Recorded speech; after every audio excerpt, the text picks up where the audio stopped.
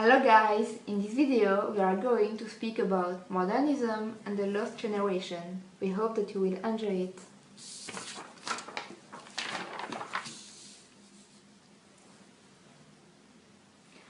Modernist literature was a predominantly English genre of fiction writing, popular from roughly the 1910s into the 60s. Modernism fostered a period of experimentation in the arts. Modernist literature came into its own due to increasing industrialization and globalization. During this time, there were also rapid social changes and advances in science and the social sciences. For example, the Freudian theory. Modernists felt a growing alienation incompatible with Victorian morality, optimism, and convention. New ideas in psychology, philosophy, and political theory kindled a search for new modes of expression. New technology and the horrifying events of both world wars, but especially World War I, made many people question the future of humanity. Writers reacted to this question by turning toward modernist sentiments. Arising out of the rebellious mood at the beginning of the 20th century, modernism was a radical approach that yearned to revitalize the way modern civilization viewed life, art, politics, and science. This rebellious attitude that flourished between 1900 and 1930 had as its basis the rejection of European culture for having become too corrupt, and was bound by the artificialities of a society that was too preoccupied with image and too scared of change. The Great Depression began in 1929 when the stock crashed on October 27, 1929 and was called Black Thursday. The situation lasted until about 1939. It was the longest and most severe depression ever experienced by the industrialized Western world. The first characteristic associated with modernism is nihilism, the rejection of all religious and moral principles as the only means of obtaining social progress. In other words, the modernists repudiated the moral cause of the society in which they were living in. The reason that they did so was not necessarily because they did not believe in God. Modernism refers to reforming movement in art, architecture, music, literature, and the applied arts. There is no specifically modernist movement in philosophy, but rather modernism refers to a movement within the arts which had some influence over later philosophical thought. The later reaction against modernism gave rise to the post-modernist movement, both in the arts and in philosophy. Modernism was essentially conceived of as a rebellion against 19th century academic and historicist traditions and against Victorian nationalism and cultural absolutism on the grounds that the traditional forms of art, architecture, literature, religious faith, social organization, and daily life in a modern industrialized world were becoming outdated.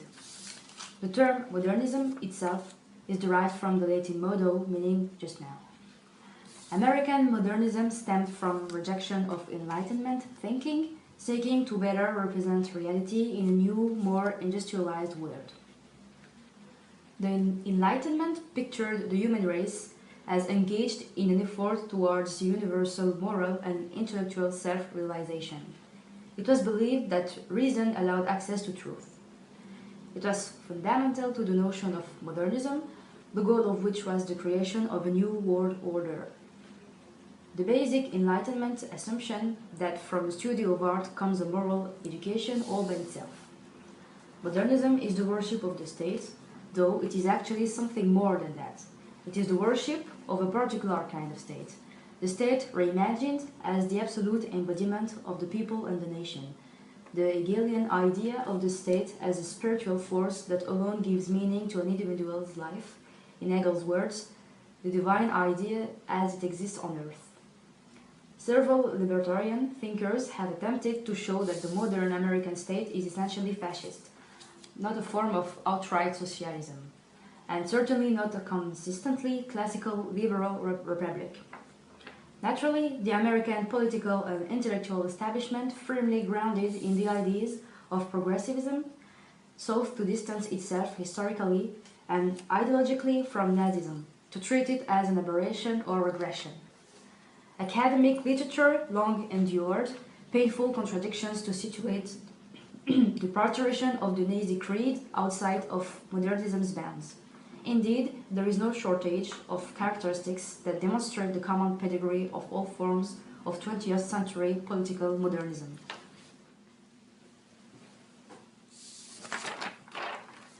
Progressive artists actively supported political revolution. Pablo Picasso, for example, joined the Communist Party in 1944, as did many other artists. The Russian Revolution seemed at the time, and for a long time after, to be the answer to the progressive modernist dream.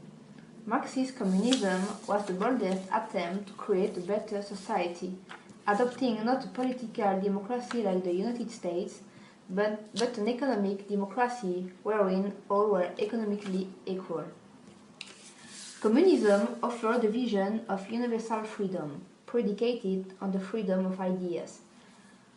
Progressive modernist artists, in the imaginative freedom of their works, exemplified or encouraged this freedom.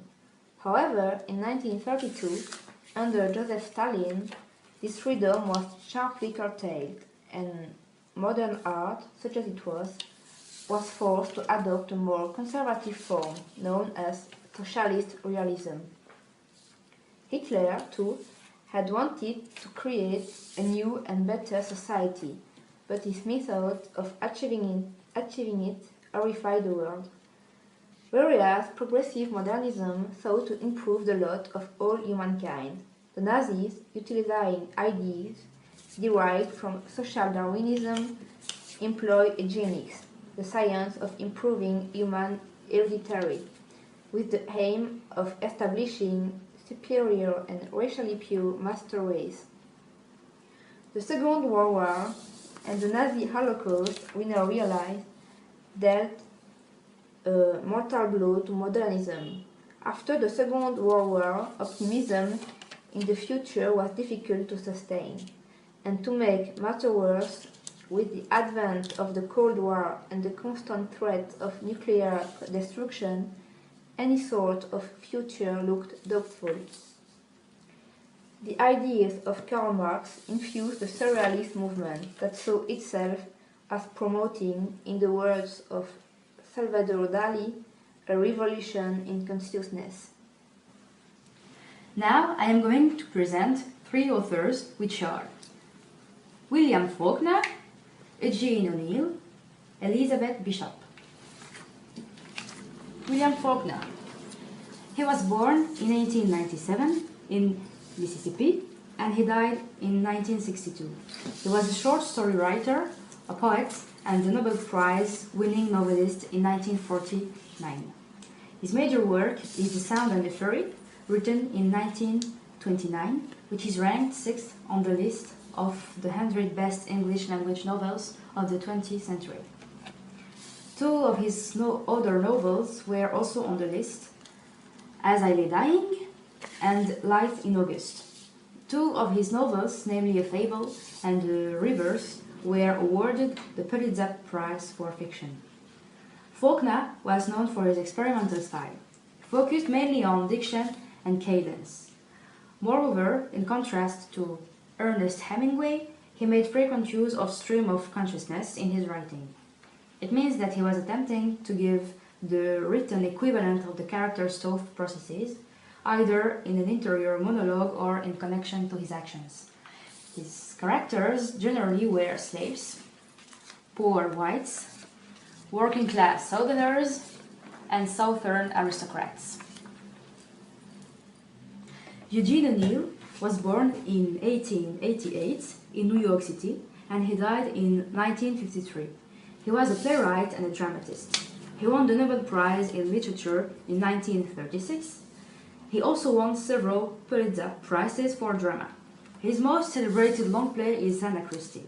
It is perhaps the classical American example of the ancient harlot with a heart of gold theme. One of O'Neill's enduring masterpieces is Morning Becomes Electra, and it represents the playwright's most complete use of Greek forms, themes, and characters. Based on the Orestia trilogy by Aeschylus, it was itself 3 plays in one. Following a long succession of tragic visions, O'Neill's only comedy, A Wilderness, appeared on Broadway in 1933.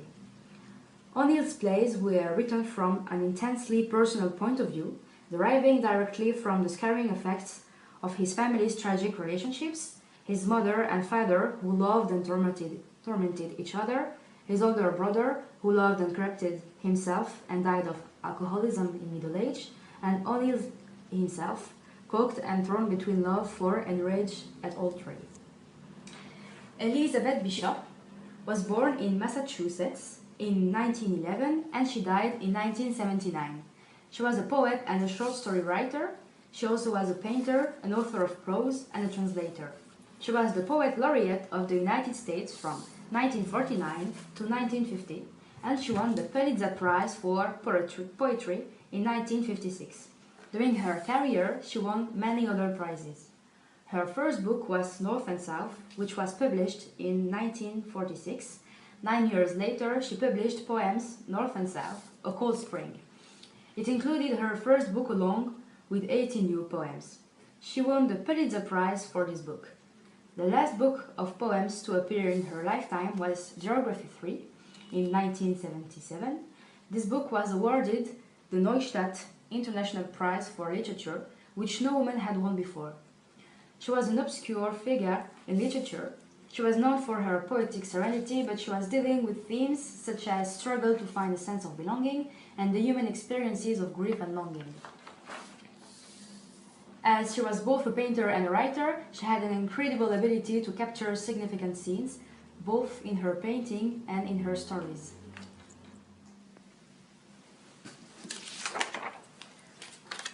Ezra Pound made use of unjustified misspelling, especially when he was writing about eye matters.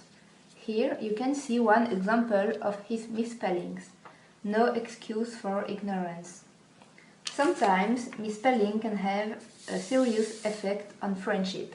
Indeed, Scott Fitzgerald's daughter has written that one reason Hemingway became so exasperated with him was that Daddy never got his name right. Fitzgerald tended to spell Hemingway either Hemingway or, slightly worse, Hemingway, whilst even Ernest was sometimes Ernest. He also remembered the I before E rule, only when inappropriate, so that his friend Theodore Dreiser and Gertrude Stein found themselves addressed as Dreiser and Stein. Among his other favorite misspellings were ECT, Epone, Definite, and Yacht. Modernism came to the United States in the beginning of the 20th century and continued through the 2 world wars. It tended to focus on invention and ingenuity, showing how the best innovations could be used to make life better, faster, and more enjoyable for the average person. Modernism was a key part of 20s US culture, with a shift towards the creation of a new, better society, both casually and politically.